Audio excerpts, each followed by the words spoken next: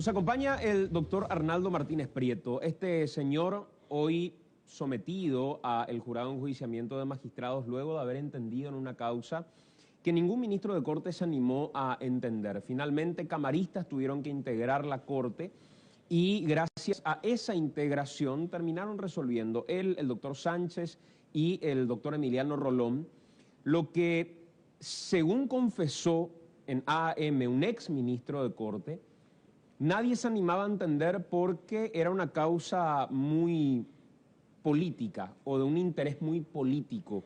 Por ejemplo, en el Congreso de la Nación. Recuerdo que Sindulfo Blanco confesaba eso a AM en particular, ya luego de haber sido destituido de la Corte. Vamos a conversar con él porque, entre otras cosas, advertía que iba a renunciar si el proceso llegaba a un estadio en particular y fue lo que hizo. Y así como la Corte nos animó a resolver en su momento la causa Curuguatí, tampoco se animaron a entender y a resolver los recursos presentados por este señor ante el sometimiento al jurado de enjuiciamiento de magistrados de una cuestión que tuvo a ellos como ministros de Corte y no como jueces de primera o segunda instancia eventualmente. Doctor Martínez Prieto, gracias por acompañarnos. Buenas noches. Buenas noches. ¿Cómo está, Santiago? ¿Por qué decidiste renunciar, doctor? En verdad, la última vez que estuvimos juntos, que era cuando esto se estaba gestando, no tenía muy claro lo que venía. Lo que sí tenía claro era la tremenda injusticia que significaba todo esto. Pero bueno, los hechos fueron dando.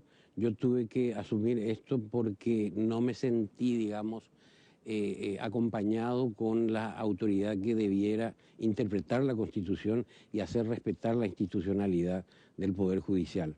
Advertí durante 6 meses que si es que ellos no tomaban determinada decisión, yo me tendría que ir, porque en verdad no me interesa estar ya hoy en una institución que no dignifica mi presencia en ese lugar. Por eso dijiste estar sometido. Realmente yo no sé si estoy sometido en este momento al jurado, porque como ya no soy juez, no sé qué van a decidir. Tampoco sé qué va a pasar con mi renuncia. Lo que tengo claro es que yo ya no me voy al tribunal desde mañana, ¿verdad? Y bueno, ahí veremos, hay cosas. Doctor, cuando decís que ellos tenían que resolver algo que no resolvieron, hablas de la Corte. ¿Qué era lo que la Corte debía resolver respecto a este proceso en particular? Cuando nosotros asumimos, el doctor Emiliano, el doctor Cristóbal Sánchez y yo asumimos la responsabilidad, para mí en verdad fue una circunstancia bastante particular, pero fue una más, porque ya me he visto en las mismas situaciones desde hace tiempo atrás. Pero cuando el jurado de enjuiciamiento admite una denuncia, entonces la reflexión que hacemos los jueces es, antes digamos, determinar la validez jurídica de lo que se está haciendo, porque en definitiva estamos siendo acusados. Cuando el trámite asume, digamos, tratamiento real, se admite el trámite, surge con absoluta claridad que se están violando 2 artículos constitucionales. Uno de ellos, la independencia del Poder Judicial. La independencia del Poder Judicial no significa tener un dinero, tomar sus decisiones. Además de eso, la independencia del Poder Judicial está asentada en la independencia de sus magistrados. Yo no podría nunca ser una persona objetiva sin no estar sujeta a temores. Yo necesito esa libertad para poder decidir, aunque pueda equivocarme, como cualquiera se puede equivocar, ¿verdad? Entonces, un enjuiciamiento de esa naturaleza, cuando el pleito está abierto, es absolutamente inadmisible. Hoy la causa Curuguatí está abierta. La causa de Curuguatí está abierta, no pasó en autoridad de cosa juzgada porque la Fiscalía, al momento de recusar a 2 de sus miembros, solamente yo había quedado, plantea una aclaratoria con varios puntos. El planteamiento de una aclaratoria impide que la resolución cuya aclaración se pretende cobre firmeza y autoridad de cosa juzgada. Ante la recusación no se podía tratar la aclaratoria, entonces se tiene que integrar una sala para tratar la recusación. En esa sala estoy yo, porque yo no estoy recusado, y entonces intentamos integrar la sala, obviamente sin suerte, ya nadie se quería meter ahí, ¿verdad? Pero cuando asumen los nuevos miembros de la Corte, yo digo, paren el trámite de integración en Cámara y lleven a la Corte, porque ahí hay 2 miembros nuevos que son naturales de la Corte y tienen que aceptar. Eso sucedió ya, no sé, 1 mes y medio, 2 meses, ya no sé más qué pasó. O sea, tampoco en ese caso los miembros de la Corte tomaron una decisión. ¿Y también se excusaron los nuevos ministros de Corte? ¿En qué caso?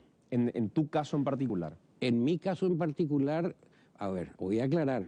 Mi caso particular te está refiriendo a la acción de inconstitucionalidad que yo presenté el 28 de noviembre, sí, atacando la violencia contra la independencia y la inmunidad judicial del magistrado, que es, ningún magistrado puede ser interrogado por las circunstancias emitidas dentro de una resolución.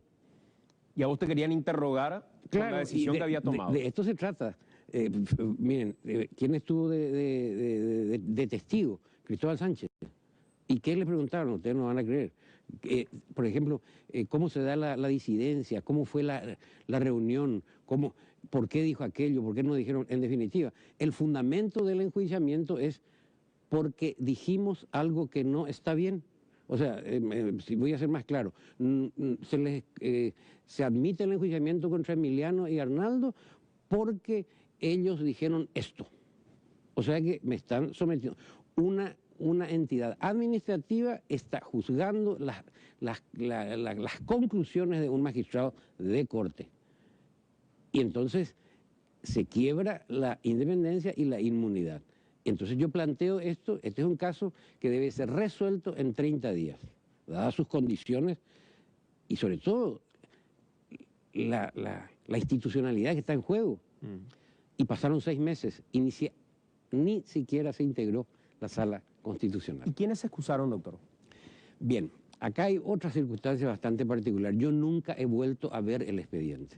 O sea, yo me he ido a Ventanilla 2 veces y he mandado gente a ver. Nunca el expediente se nos puso sobre la mesa para poder ver. Entonces, me tuve que manejar a través de chismes muy ciertos porque, bueno.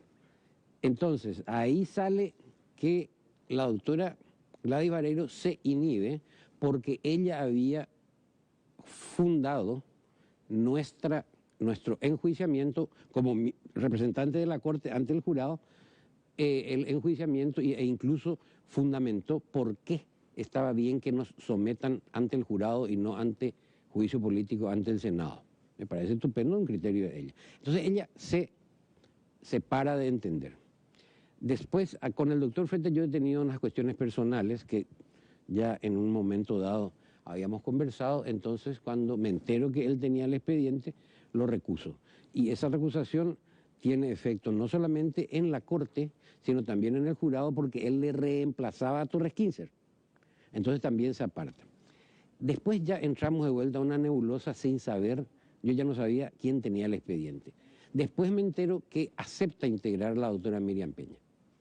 Y me entero a la vez que tanto el doctor Eugenio Jiménez, presidente de la Corte, como Alberto Martínez se inhiben. Ambos invocan amistad conmigo. A partir de ahí el expediente entiendo que está en manos, o estaba hasta los últimos días en manos del doctor César Garay, y quienes quedan, el doctor Luis María Benítez Riera y Ramírez Candia, que al ser también miembro del jurado, no sé si... Claro. Porque él estuvo sentado el martes, ahí. Claro. Que yo le advertí desde luego que ahora ya no tengo más jueces, solamente tengo Garay y Benítez Riera, que son también célebres por no querer trabajar. O sea que no me queda nada. O sea, ¿Y sos amigo efectivamente de Martínez Simón y de Eugenio Jiménez? Eso es importante que quede claro porque tenemos algún grado de amistad, sobre todo con Eugenio. Alberto es una persona a quien conocí, un excelente magistrado a quien conocí en el Poder Judicial. Habremos coincidido en alguna actividad del gremio o en alguna actividad social y bueno, somos magistrados, nos sentamos juntos, charlando, pasando una noche divertida, ¿verdad? pero yo no sé dónde vive él no sabe dónde vivo yo. Somos conocidos, pero con una estima pero que entre jueces no puede impedir el juzgamiento. Claro. Vamos a ser claros. Si es que yo me voy a inhibir de todos mis amigos, pues me tendría que dedicar a otra cosa. Y con el doctor Eugenio hemos sido compañeros en el segundo curso, 2 años en la secundaria, en el San José. O sea, colegios grandes, él no era de mi sección, pero sí había un afecto recíproco, ¿verdad? Y después hicimos toda la carrera juntos en la facultad, pero jamás, yo por lo menos no recuerdo de haberme acercado a él más que para saludar cómo te va, che, cuánto sacaste, estudiaste esto, cosas así, ¿verdad? Cuestiones absolutamente intrascendentes que se hace con cualquier persona compañera, ¿verdad? Compañero. Después sí, allá por el año 2000, 2000 y tanto, en alguna medida intimamos, me invitó a la casa, yo estuve en varios cumpleaños suyos, últimamente también él estuvo en casa, pero yo le juzgaba a él cuando él era abogado. Y así de amigos como éramos.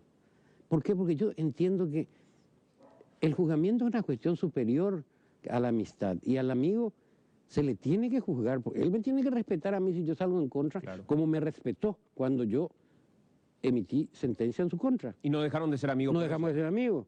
Ni siquiera hablamos de eso. ¿Y crees, doctor, que es más que nada, más que un argumento, es una excusa el apartarse de una cuestión que es delicada finalmente y que políticamente tiene trascendencia, doctor? Que parte un poco de por qué nadie quiere entender la causa Curuguatí. Y todas sus ramificaciones, porque claro, ya está. Y no sé, Santiago, yo no sé, yo le conozco a Eugenio, yo no creo que sea una persona, él no necesita congraciarse, no es una persona de frente, muy seria. Yo no creo. Lo que pasa es lo siguiente, él puede ser presidente de la Corte, pero tiene 4 meses de antigüedad. Y yo soy camarista y 30 años de antigüedad. Entonces esa experiencia que te da el tiempo es lo que te hace reflexionar y entender vivamente que yo te voy a juzgar a vos. Y si no tenés razón, lo siento. Y si te enojas, no tenés que enojarte. Paciencia. Paciencia, viejo. Y punto. Y si es que te enojas encima, no sos mi amigo, porque no me respetás. Ese nomás es el punto. Doctor, cuando te vino la causa Curuguatí, vamos a ese momento en particular. ¿Por qué dijiste voy a entender esta causa, que era una causa que, me hago responsable de esto, ningún ministro de Corte tuvo el coraje de entender? Y creo que ningún ministro de Corte tuvo el coraje de entender porque sabía la implicancia política y lo mal que se había llevado la causa en todo momento. ¿Por qué vos decidiste tomar esa causa? ¿No la conocías? ¿No tenías conocimiento de los detalles? ¿O dijiste, tengo que hacerlo y punto? Bueno, en primer lugar porque es mi trabajo. Yo hice un juramento de resolver. Pero también es el trabajo de los ministros de Corte. Bueno, pero eso yo no les puedo decir a ellos. O sea, les he dicho, ¿verdad? Pero absolutamente como si le hubiese hablado a la pared. 1000 veces he dicho. Así como les he impugnado sus excusaciones, les he rechazado. Porque es mi trabajo. Y si no te gusta, no sé qué decirte. Es mi trabajo y yo tengo que hacer esto. Además, debe ser porque ellos tienen algún tipo de compromiso que yo no tengo, entonces ellos tienen miedo. Yo no tengo. Y la prueba es que nunca me pasó nada. Amenazas he tenido, pero es lógico. En casos grandes hay gente que sale dolida, hay gente que sale herida, pero nunca jamás yo tuve problemas.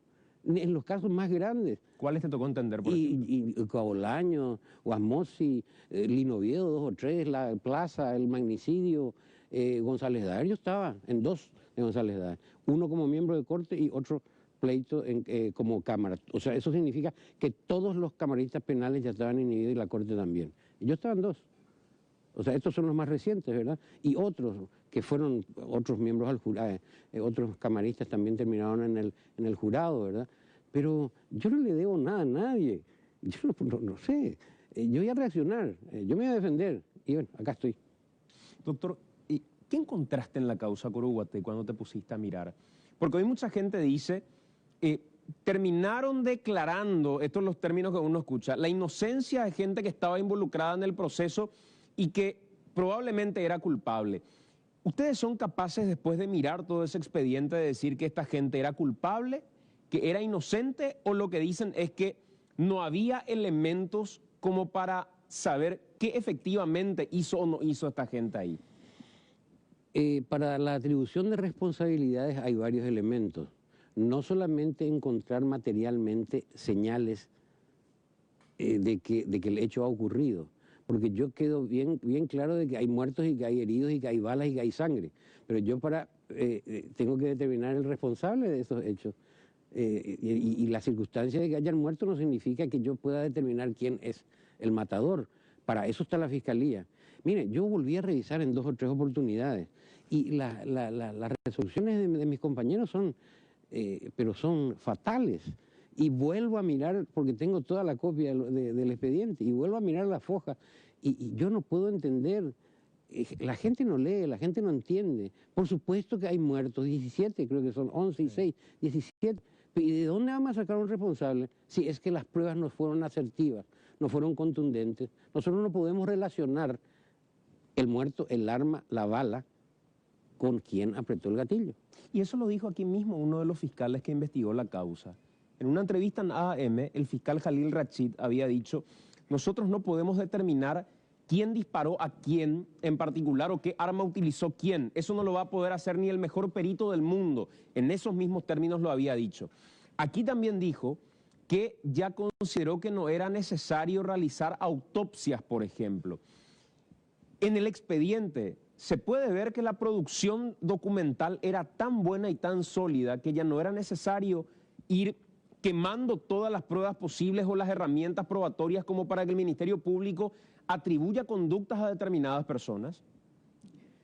Existe un corte en el razonamiento entre la determinación del hecho y la atribución de responsabilidad, como si fuera que se perdieron 2 páginas, donde tendría que estar la relación de esto, que es obvio que está, con esto que es la conclusión de mi razonamiento que surge de acá. Este es el trámite de un razonamiento. Tenemos gente aquí y tenemos un hecho clarito acá, pero en el medio tenemos que tener un nexo que una esto con esto y que determine la responsabilidad y el grado de responsabilidad. Eso es lo que no existe en ese expediente, en esa resolución, en ninguna de las dos, de primera ni segunda instancia. Hoy que ya no sos juez y que cuando se te preguntaba decías: yo no puedo hablar de eso, señor, porque la causa está abierta. Lo dijiste hasta en el momento de tu defensa en el jurado de enjuiciamiento. Repetías y repetías: yo no puedo hablar de eso y no me van a llevar a hablar de eso porque la causa sigue abierta. Hoy, ya siendo un ex magistrado, ¿sabés lo que pasó verdaderamente en Curuguaté o no sabés lo que pasó en Curuguaté? No sé lo que pasó en Curuguaté, pero espero saber. Cuando yo dije en alguna oportunidad, y he repetido hoy en otro medio también, me gustaría escribir lo que pasó en Curuguaté, significa que, ya que tengo más tiempo y conocimiento de todo lo que pasó, ver la forma de determinar con precisión, pero no pasa esto por determinar quién le mató a quién, sino cuáles fueron los motivos que generaron esto, porque atrás hay algo. Atrás hay algo y muchas consecuencias que hoy terminan con mi salida. O sea, todas son circunstancias relacionadas. Yo no creo honestamente que se pueda determinar con precisión la responsabilidad de nadie. Pero ¿por qué se generó esto? ¿Qué pasó antes? ¿Cuál es el problema real que llevó a esto? Porque esto fue premeditado. ¿Fue premeditado? Totalmente. Esto fue premeditado. Esto se podía evitar. Esto tenía que hacerse. Lo que no contaban eran con nosotros. Doctor, y que el Ministerio Público no haya investigado, porque esa es la sensación que a mí me queda. A mí me tocó estar en ese lugar, a mí me tocó ver cosas que no están en el expediente, a mí me tocó ver elementos que eran recogidos del lugar que no forman parte de la carpeta, del expediente en sí, y la sensación que me queda es que nunca se quiso poner en esa carpeta todo lo que en el lugar se podía recoger para contar y reconstruir de alguna manera lo que había pasado en Curuguaté. ¿Ustedes lo notaron también de esa forma? Totalmente. Pero desde antes de asumir la responsabilidad de juzgamiento, porque eso dije también más de una vez, estos son casos en que uno toma conocimiento a través de la prensa. Uno no puede ser ciego, no porque uno sea juez, se va a encerrar, ¿verdad? Y era la duda de siempre después de ver aquellos sucesos, aquellas grabaciones, ¿dónde está? ¿Cómo trabaja la Fiscalía? ¿A qué conclusión se puede llegar? Por eso es que yo digo que aquí lo que hicimos el doctor Emiliano, el doctor Cristóbal y yo realmente fuimos los que no estaba previsto que digamos esto. Esto tenía que terminar así, como una triste investigación tenía que terminar con una triste decisión. Y con eso no contaban ellos. Lo que está premeditado, alguien lo tuvo que haber pensado. Alguien tuvo que haber tramado y haber dicho, esto es lo que va a pasar. Y a veces uno puede seguir controlando las consecuencias o a veces se le va de las manos. Pero si es premeditado, como decís, quiere decir que alguien lo pensó previamente. Creían dentro de ese trazo que hicieron que iba a pasar por un tubo la causa y que hasta llegar a la corte nadie iba a tener un contrarrelato de lo que pasó en Curuguaté, doctor. Correctísimo. Eso es lo que yo veo. Por eso dije antes, hasta que aparecimos nosotros. Y eso no estaba previsto. El tema nomás es que también me pregunto con ese razonamiento, ¿por qué permitieron que estemos nosotros? Bueno, tal vez porque, no, la verdad que no sé, porque no hubiesen permitido que estemos personas de la condición del doctor Emiliano, del doctor Cristóbal y yo ahí, porque ahí se les fue al tacho toda la estrategia, porque esto tenía que terminar así, tenía que terminar en silencio, es lo que yo veo, es lo que yo veo. Y ahí hay que ver qué pasa ahora en el sistema interamericano, porque yo también puedo recurrir ahí, a mí me fallaron, me negaron garantías constitucionales, yo también puedo llegar allá. ¿Y pensabas hacerlo, doctor? Sí, voy a tranquilizarme, voy a tratar de sacarme un poquitito la mala onda, ¿verdad? Que no tengo en realidad, pero sí, uno se pone triste, son 30 años. Pero yo creo que voy a hacer, yo creo que merece que se haga. Me dijiste alguna vez, doctor, y con esto voy cerrando, yo, Santiago, vivo de esto. Todo lo que trabajé durante 30 años, trabajé en esto y nada más que esto. Yo no tengo otros ingresos, no tengo otra forma de mantenerme y ya dependo de mi jubilación. Cuando pensaste y dijiste voy a renunciar, uno pone las cosas en la balanza. ¿Por qué pesó la renuncia por sobre la jubilación, por los años de magistratura, por los años de dedicación al Poder Judicial? Por la dignidad. Quedarme sería conectar la indignidad. Prefiero salir, no, de hambre no me voy a morir. Puedo hacer acá una propaganda, ¿sí? Tengo muchísimas cátedras. Yo decido a qué universidad me voy.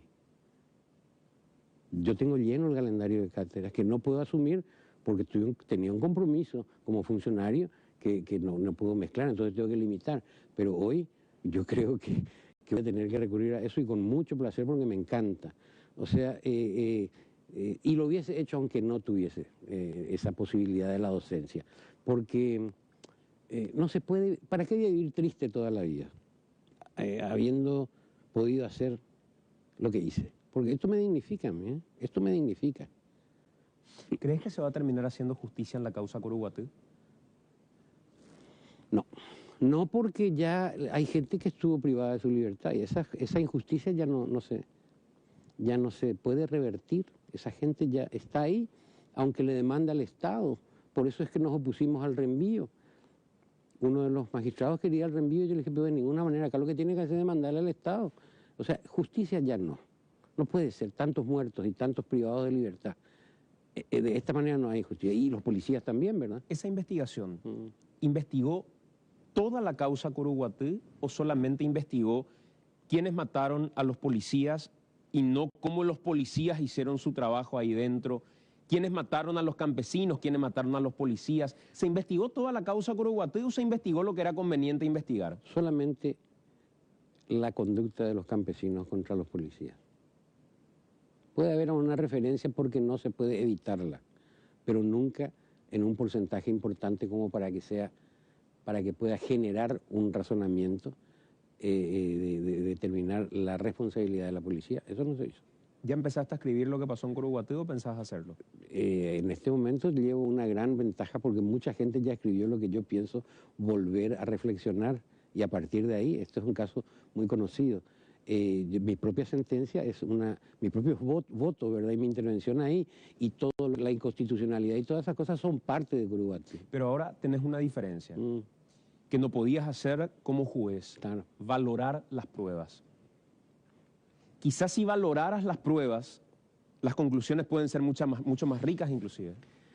Miren, este tema de valoración de las pruebas en materia penal, yo no soy penalista, a mí me cuesta, yo me tengo que encerrar, a mí me ayudaron muchísimo mis compañeros, porque confío en ellos, porque muchas veces me toca integrar órganos con quienes no confío y les escucho como viendo llover, como escuchando llover, pero me voy yo y empiezo de cero y tengo también amigos, como dije, una oportunidad en quienes confío y en quienes consulto cuestiones penales. Existe doctrina de que no se pueda revalorar las pruebas. Esa es una cuestión muy paraguaya y de determinados países, pero la doctrina del sistema interamericano dice agotar las posibilidades respecto de lo que se tiene. Obviamente, aquel contacto directo que tuvo el órgano de mérito, que es el tribunal de primera instancia, no puedo repetir. Claro. Pero eso no significa que yo tenga límites, porque tengo que agotar la razón dentro de lo que tenga. O sea, lo que es esa mediación con la prueba que ya no puedo reproducir, es obvio que... pero eso no significa que no pueda valorar. Dice el sistema interamericano cuando se expide acerca de ese criterio de que solamente si está bien aplicada la ley y compañía. No, no es cierto eso. Doctor, gracias por acompañarnos. De nada, Santiago.